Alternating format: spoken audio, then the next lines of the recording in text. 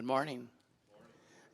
The sermon text from this morning is from Genesis 22, verses 1 through 14, and it can be found in the Pew Bibles on page 16.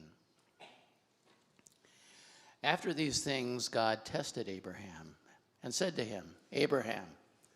And he said, "Here I am." He said, "Take your son, your only son Isaac, whom you love, and go to the land of Moriah, and offer him there as a burnt offering on one of the mountains of which I shall tell you." So Abraham rose early in the morning, saddled his donkey, and took 2 of his young men with him and his son Isaac. And he cut the wood for the burnt offering and rose and went to the place of which God had told him. On the 3rd day, Abraham lifted his eyes and saw the place from afar.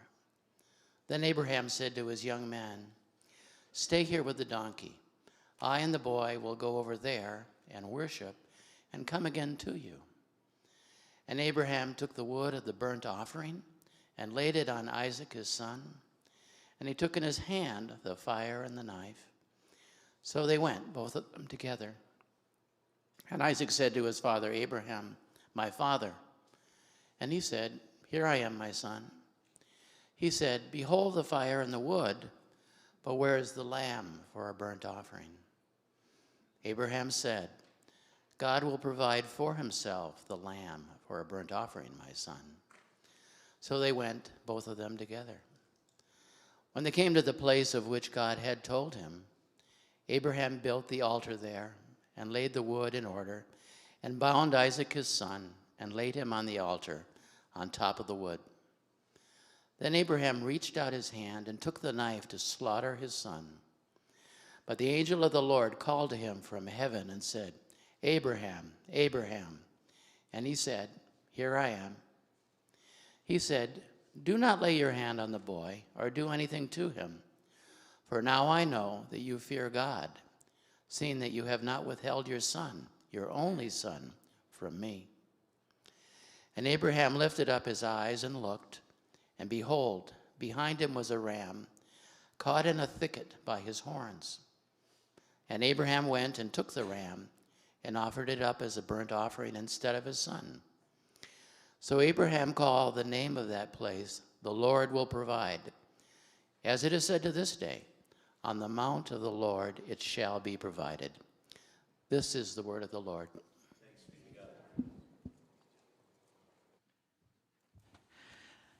As always, I do encourage you to have a copy of God's Word open. Page 16, if you're using one of the Bibles provided for you in the seats there. Helps you kind of track the story a little bit here. I'll just say this. We're continuing on in this series that we're doing this summer on the names of God. Particularly in the Old Testament, we have many different names that have been attributed to God. And one of the reasons why there's so many different names that are given is because he's infinite. And trying to describe an infinite being takes multiple words, and even then we can't do it all. Today's name is Jehovah. We talked a little bit about Jehovah a couple weeks ago. But Jehovah-Jireh, okay, that's from the Hebrew word there, and it means this idea of the Lord will provide. Now, this text is a difficult text, okay? This is one of those stories that the more you think about it, the more you think, that's in the Bible? Really? Why is that there? And you start wondering. Now, when I was younger, I think I just kind of cruised past a lot of this, and even into my college years, I was traveling for the school, and so we would do children's programs all summer long. We go to one church and do a week of children's program, then pack up and go to another church. We did this for 2 summers straight, and it was a lot of fun. I remember on the second team that I was on, I was the team leader, and so I was in charge of coaching the other team members and things. And I remember this story was taught in the children's program. And we're on the first week out, first time the guy's doing this on my team, and he brings up this like I think he used like a piano bench or something like this. And then he calls a little kid up, lays a little kid down. And I'm like, this is like kindergarten through 6th grade in this room, and I'm sitting on the front row. And then he pulls out a real knife. Kids started screaming, okay? They're like, I'm not joking, like hiding themselves under the seats and everything like this. I mean, it was terrifying. So I had the team debrief meeting afterwards. I was like, okay, we got to make some changes here. Okay, either it's a real kid and a fake knife, or it's a fake kid and a real knife. We can't have two real things here, okay, telling this story here. We are going to traumatize these kids, right? As we look at this, though, I mean, I think in the past, we look at this and it's kind of like a stoic reading of it. I remember first being taught this as a little boy in church. Remember the days of flannel graph? I remember those, okay? And, so, you'd put, here's Abraham. Well, isn't that Moses? Well, he's Abraham this week, okay? And so, you put it up there. And so, and it's like telling the story, of this. And it's like, oh, okay, it's fine. As I've gotten older, I've struggled more and more with the story. This has become very difficult to me and even emotional at times. Probably because I'm a dad now, right? So you kind of see things a little bit different, and that, although you don't have to have children to get the pathos of this. But the point is that this is a challenging text, a challenging story here, and so I make no bones about that. But I do think it's in the scriptures for a reason. In fact, I know it's in the scriptures for a reason. And I hope at the end of our time together here today, I hope that you have a better understanding of that, and we have a better understanding of our God, and a better understanding of what's going on in this story here, okay? So before I dive in, I'm just going to pause and ask God's blessing, but ask God's enablement as I try to teach you this, okay? So I encourage you to pray for me as I pray for us together. Father, I want to pause now because I'm about ready to teach from your word, and this is your word. This is my word. I want to do justice to what you have here, and I don't pretend to be all-knowing. Only you are all-knowing.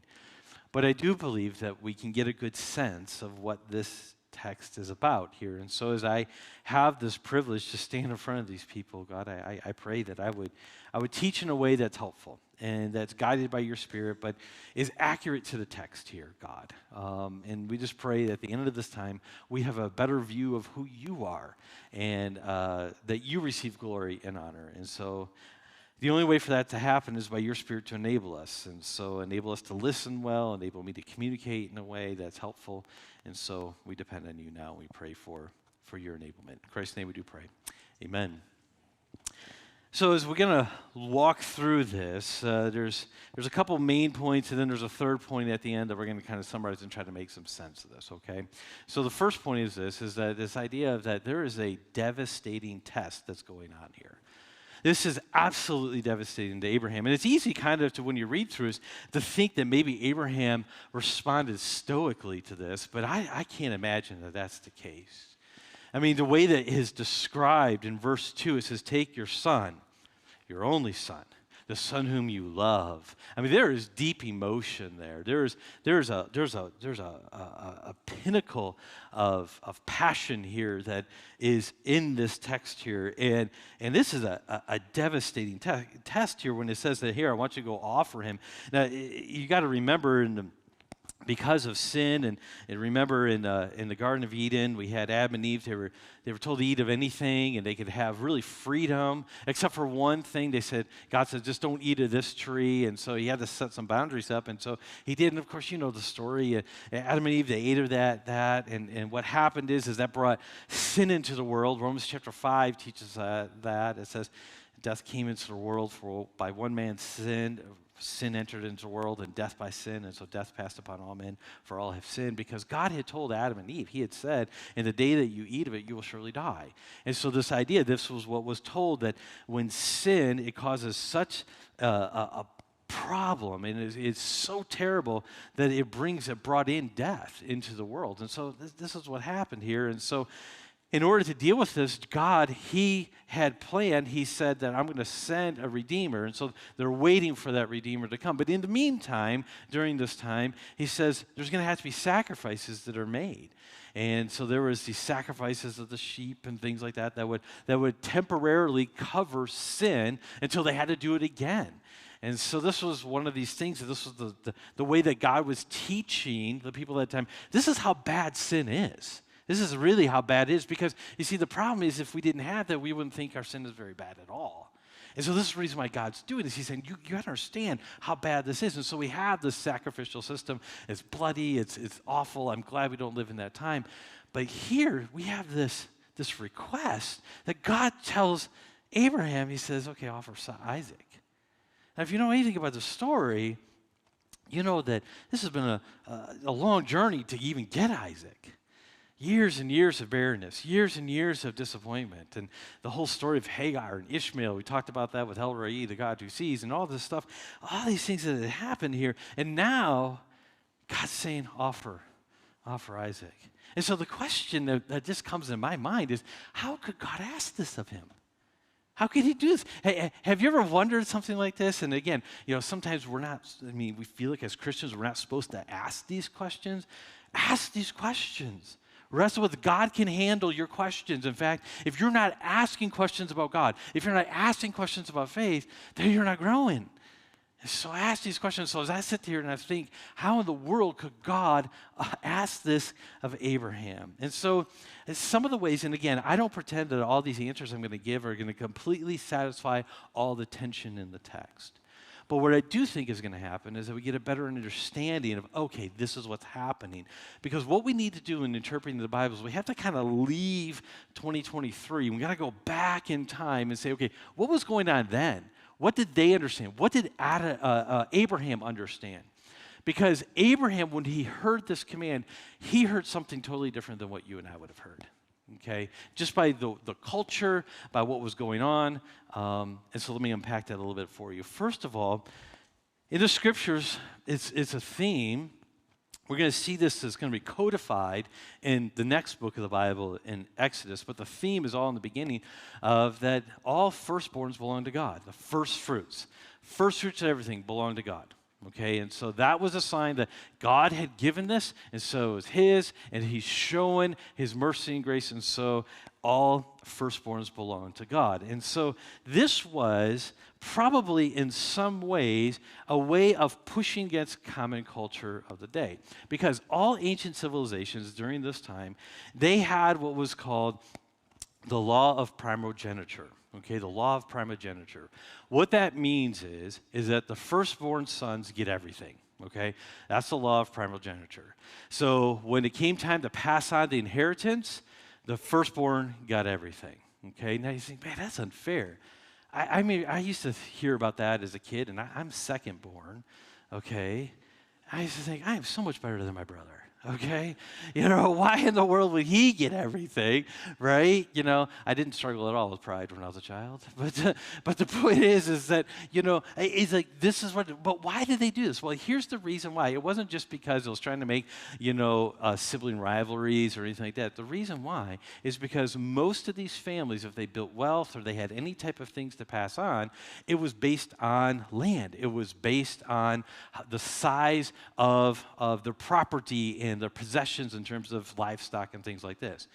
Back in the day when these people were having, it wasn't uncommon to have 12, children or more. You divide all that up by 12 children, your family clan, your family power or structure diminishes and goes down. You divide it by 12. But if you give it all to the firstborn, and then the firstborn is then tasked with caring for the rest of the family, in other cultures in the world today, you still have this primarily, you see, okay, they're protecting the family by having this, okay? They're protecting the family's legacy. They're protecting the family tree, the family,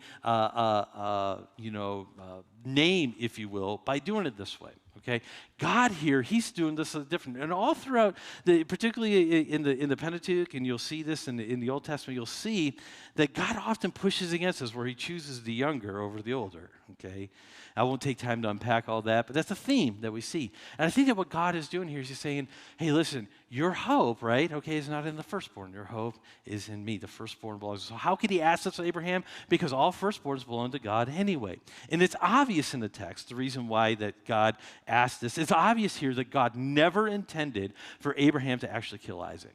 That was never the actual plan. It was a test for Abraham. You say, it's kind of a cruel test. Well, we'll get there. We'll get there. But the point is that at least God never, it wasn't like God had a change of mind here.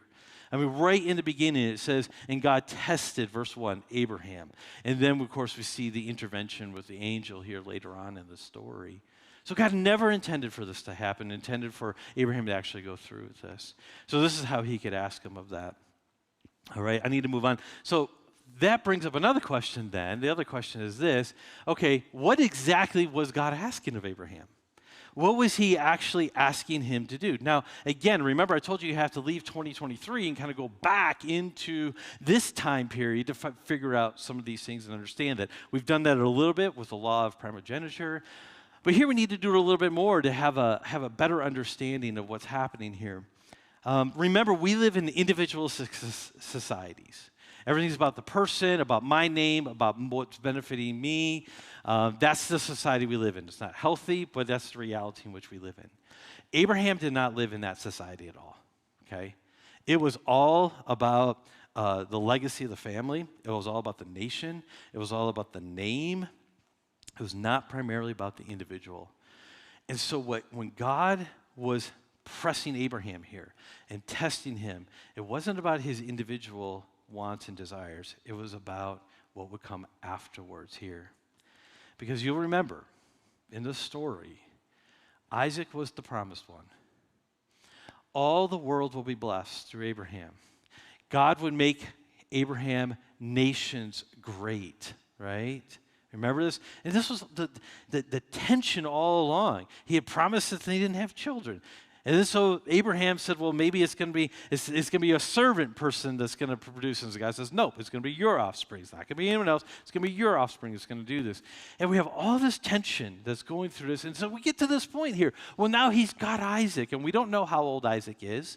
It's different, scholars, they range from whether he was a teenager or, maybe he was, the oldest I saw, one person say he was like 37 years old. That was a Jewish commentator, but I don't think he was that old, but he was old enough to carry wood. We know that, and so he was strong. Here we have this, and God's saying, okay, offer him up.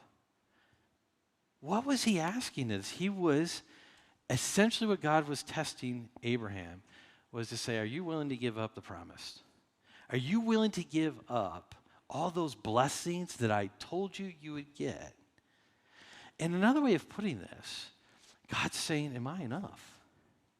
Am I enough for you? If I didn't give you all of these things, would you still be okay? Are you willing to give up all that promised blessing that's only going to come through Isaac? And Abraham knew that this was only going to come through Isaac. He says, are you willing to give that up? Now, needless to say, this was very confusing for Abraham because the command that he had just received from God seems to contradict the promise that he received from God. I have never told you that following God is easy, okay? There's times where, I'm not going to lie, it is confusing. But this is how this text is going to help us today. That even in those moments, God has a plan. Even in those moments where it seems that, okay, the command is contradicting the promise, what do I do with this? God has provided. Jehovah-Jireh. That's the point of this text, okay? So the question is that we're going to try to make some application to ourselves on this. The question is God enough? I mean, or we can phrase it this way. If you're following God, if you're following Jesus Christ, the question I want to ask is why? Why are you following Christ? Is it because of the promises that you're hoping he cashes in on, that you're able to cash in on? And again, that's not necessarily bad, okay? Because in the sense of that, so don't misunderstand me. I'm not saying it's wrong to want forgiveness of sins. I'm not saying it's wrong to want eternal life. Again, no, that's our hope, right? Okay, so I'm not trying to say that's bad. But what I'm saying is if that's the only thing that's causing me to follow Jesus, then Jesus isn't enough. Then God isn't enough. And what the pressure of this text, the story of this, the point of the story is God enough for you? Does he satisfy? We just sang a song. It was a few songs back. I can't remember which one it was. I meant to write it down. But it talks about that we'll be satisfied in him alone. I will glory in my Redeemer. That's the song. I will glory in my Redeemer. And there's a line that says, in him, I'm satisfied in him alone. I think the line is there. And I thought about this as we sang that. I thought about this. Is that true? Is that true? Is that true for me? Okay, I tell you, I preach sermons I need to hear, okay? I thought, is that true that I'm satisfied in him alone? Is that true for you? Are you satisfied in God alone? Or are we constantly looking for other things? And I get so discouraged sometimes in my own self of like how I get distracted from things. And it's like, oh, I want this or I want that or people's opinion or whatever the case may be. No. What Abraham's test here is, am I enough? Am I enough? Is the relationship with the God of the universe enough for you to say, okay, you have everything. I'm willing to give up everything. Even if I don't have all these wonderful promises, and in Adult Discipleship Hour, Wayne mentioned a couple times, the prosperity gospel and how it's really no gospel at all, of how it's this idea of like, well, if you follow God, then he will give you all the desires of your heart in the sense of, you will get wealthy, you will have prosperity and things like that. That's why it's called the prosperity gospel. That's just wrong. The Bible never, ever teaches that. In fact, if you look at the scriptures, you see that a lot of times we actually lose things. Because all those things, those wealth and all that stuff, that pales in comparison to God. We got to believe that. And so this is what's going on here. Is God enough? And let me make this point before I move on to the second point. I am watching the time, and I know we have a picnic, but, all bets are off when I start. So the point is that sometimes the way God deals with us, let me just tell you this as a Christian, okay? If you haven't experienced this already, you're going to, okay? Sometimes it will feel like your Savior is actually trying to kill you because of what he's putting you through. And you think, I don't know if I want to sign up for a God like that. But here's the point, is that it's always for our good. It's always for what is right. When I was preparing I had the privilege of leading the funeral for Tom Vaughn's mom. And her favorite psalm was Psalm 23. And so in preparation for that funeral, I read through a book Philip Keller wrote called A Shepherd's Look at Psalm 23. And so there's a man who, it's an older book, but he spent years as a shepherd in more of a Middle Eastern context, and then he became a pastor, and so he was using his experience as a shepherd to then make parallels to the Lord is my shepherd, I shall not want, Psalm 23. Fascinating little booklet. If you haven't read it, I encourage you to do so. This is a fascinating little booklet. But anyway, he tells stories in there of how the shepherd has to care for the sheep. And one of the things that the sheep that they always get like these bugs and things like this and parasites and stuff. They get them in their ears and their nose and they get them all over the place. And then if the shepherd doesn't intervene, if the shepherd doesn't try to care for the sheep in those things, the sheep is going to die. Okay, and so one of the things that they do is that they have to rub all these antiseptics and things all over and stuff like this. And then there's times where they just dunk them in this stuff, right? Because it's got to get everywhere. Now, do you think in those moments that sheep is saying, I am grateful for a loving shepherd? bah. No, that's not what the sheep is doing. It's thrashing around. Or have you ever like tried to help an animal that maybe was caught in something or something like that? And you're like, okay, I am here to help you. And that's the last thing that they think you're doing. They think you're trying to kill them, and they're snarling at you and all sorts of things like this, Or, sometimes maybe giving children medicine and, trying to get them to take their medicine. Like, this is going to help you. And it's like, Dad, why do you hate me? Why?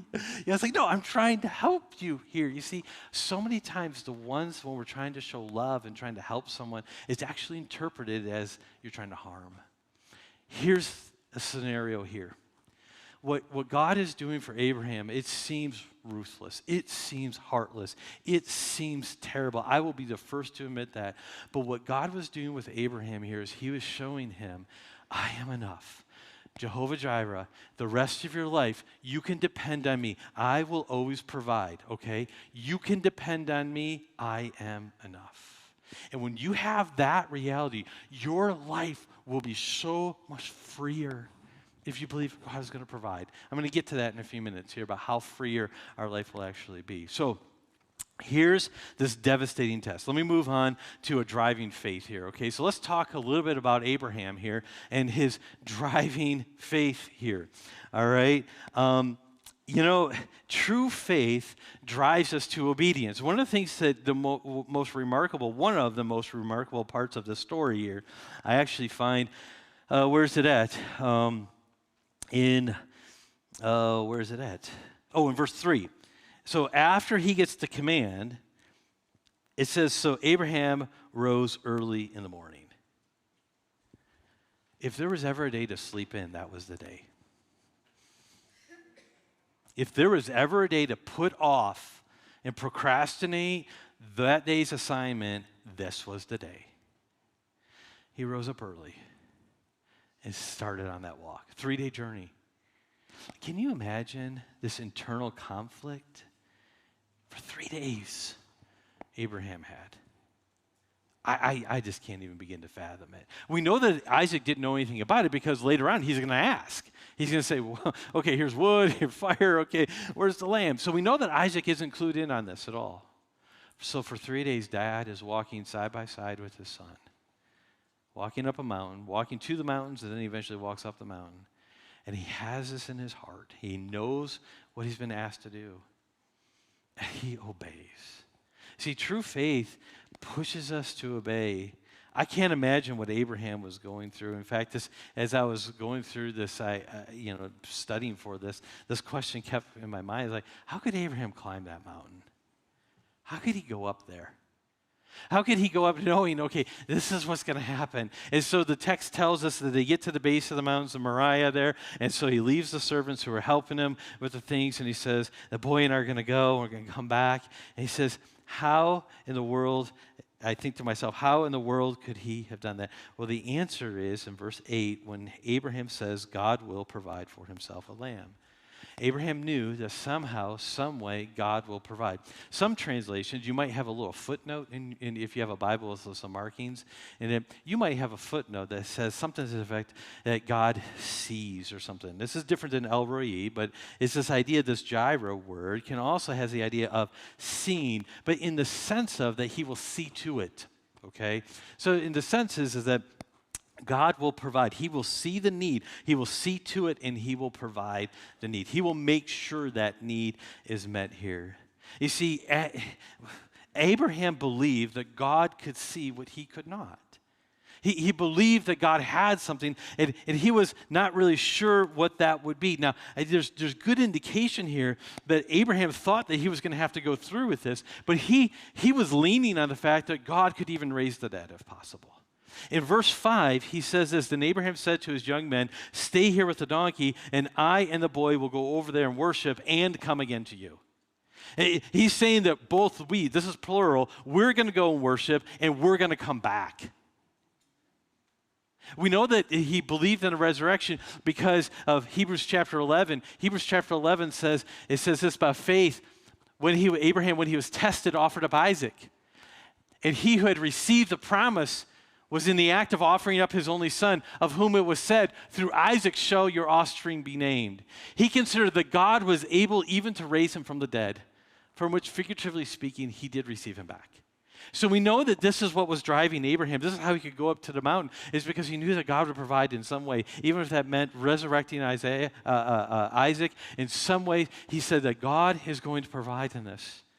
And he believed that God would provide.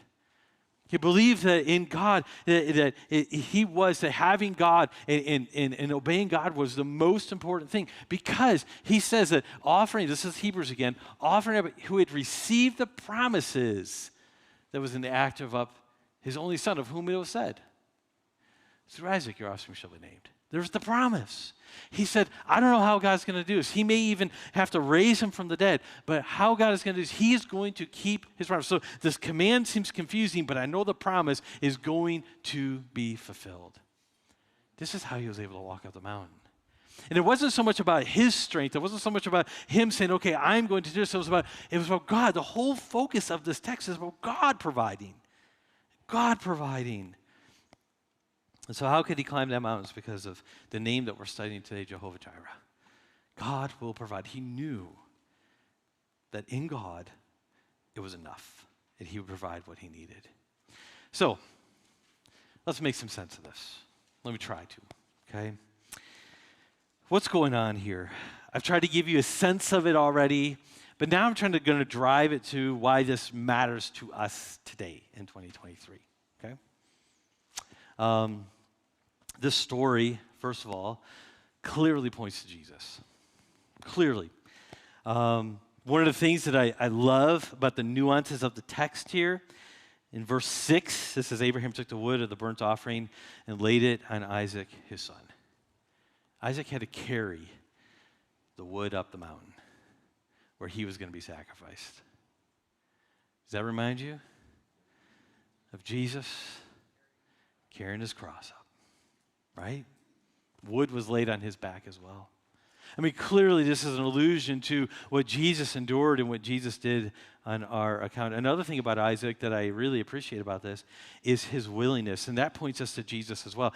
When Jesus died on the cross, it wasn't God forcing Jesus to do something he didn't want to do. It's very clear in the Bible that Jesus willingly laid down his life for us. And so he laid down his life for us. He was willing to do this. We see that same willingness in Isaac by the silence there. We have no record here of him struggling against his father. And if he was strong enough to carry wood up the mountain, don't you think he was strong enough to resist his dad? But we have no record of this. He heard his dad say, God will provide. I can't imagine. I just cannot imagine the scenario. This is one of the most difficult stories for me to wrap my head around, and I'm very transparent about this. But when I take a step back and look at what God's communicating here about how he's enough and how that he will always provide and how that God never intended for Abraham truly to kill his son, but it was just this test of is God enough? It makes more sense to me. Also, this idea of these mountains here of Moriah. In 2 Chronicles chapter 3, we find out that this is the location. It's in the mountains of Moriah that David commissions the Temple Mount to be built. Okay, this is where Calvary is in the mountains of Moriah here. So where Golgotha, where Jesus would later on be crucified, it was in this area here, in this spot here. So clearly this points to Jesus. And then obviously the substitutionary atonement of how someone went into, took the place. And so at the last second, we had a ram being offered in place of Isaac here. And so there was a substitute that was offered here. This story here tells us that Jesus was offered for us and on our account. And he was our substitute here. It's a beautiful story in that sense. Very difficult story in an emotional sense. But don't you think that that's part of the reason? Don't you think that's part of the reason? Is that we learn these stories about Jesus. We learn these stories about him dying for us. But then we just act like it's nothing. He died for you. He died for you. Man, I hope I never get over that. I hope I never get over that. This story clearly points to Jesus. But also, And in the emotional sense, this gives us a human understanding of what God did for us. God, he gave up his son. We have such a hard time relating to God because he's infinite and we don't see him and all this stuff and everything. This story is here so you have an understanding of what God did for you. We look at, we're identifying with Abraham in the story and we're thinking, I don't know how in the world he could do this. This is gut-wrenching. This is terrible. This is, how in the world could he do this? There's no way his hand was not just trembling when he picked up that knife. But God, he sacrificed his son so we could have forgiveness of sins because that was the only way. There was no other way. And everyone here is a sinner. Me, it doesn't matter if you've been in church for 50 years, 100 years, or whatever. We're all sinners that need Jesus to save us. And the Bible says that there's only one way to have forgiveness. And this is what Jesus did on the cross. This is why it's so important, right? This is not just a story that's like, okay, Christians kind of believe this weird thing about this guy hanging on the cross. It's a little gory. It's kind of weird. No, this is foundational because our sin debt was so great that we could never pay it. But Jesus stepped in after living a life of perfect obedience that we could never do. He stepped in and he says, okay, I'll die. Let me die. And the Father watched his son die. In fact, the Father had to turn his back on him. When Jesus cried on the cross, Eli, Eli, lama sabachthani, which is translated, my God, why hast thou forsaken me? What did God say in response? Nothing.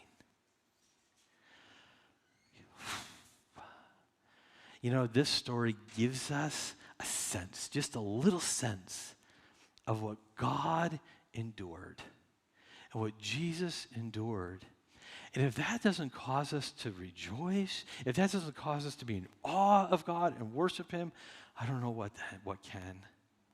You see, this is the reason why the story's here, I believe, is that it gives us this. And how I believe that is because Romans chapter 8 says, he who did not spare his own son, but gave him up for us all, how will he not also with him graciously give us all things? Paul leans on this story here to talk about how God, he was not willing to, he did not withhold anything. And so when we're wondering, does God have our best interest in mind? We go to this story, which then points us to the cross. It says, if God's done this, then of course he's got what's best in mind. Yes, the command of the day may seem to contradict the promise. It may be confusing what he's telling you to do, or the circumstances that you find yourself in. It may seem like, I don't know what is going on here. But it's this story here, which points us to the emotional connection, which points us to what Jesus did on the cross. It says, if God gave up his son, surely whatever you're going through right now, it's not worse than that. Surely whatever you're going through right now, it means that God has the best intentions. If he was willing to kill his son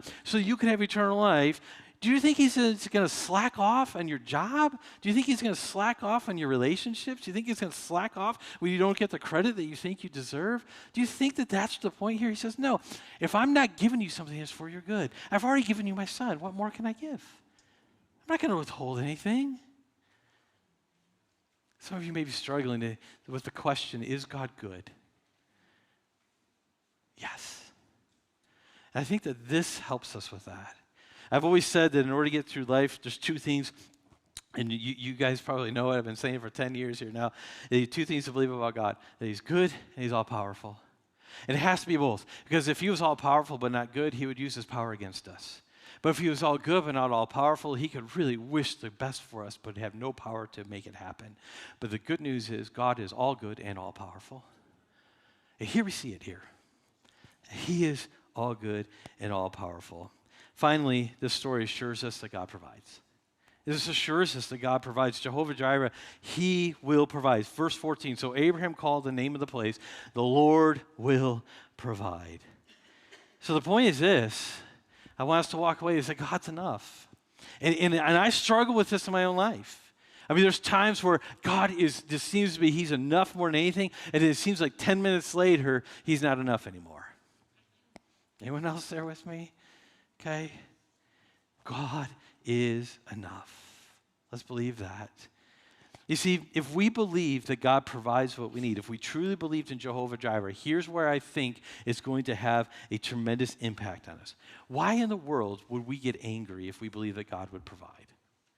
Why do we get angry? It's because we feel like we're not getting what we want or what we deserve in that moment. But if we say, but God provides everything that's good, and God provides everything that I need, why do I need to get angry about this situation? If I truly believe that God is Jehovah-Jireh and he provides all things, would I really have this burning passion, or would I really have this need to be in control?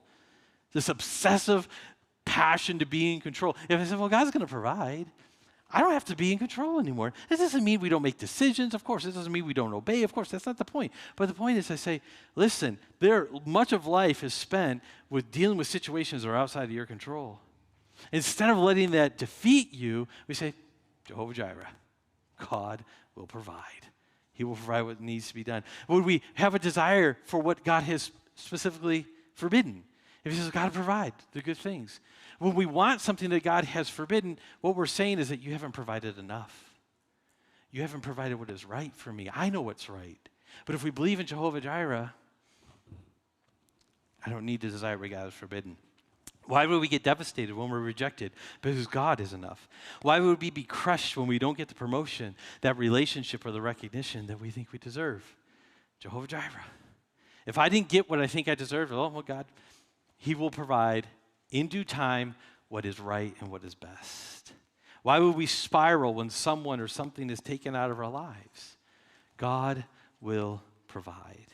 So this test for Abraham is the test for us. Is God enough? And Jesus, again, I'm not going to take time to turn there, but just keep in mind to show the consistency. Remember the rich young ruler? Jesus put him to the same test. He says, go sell everything you have, give it to the poor, and then come back.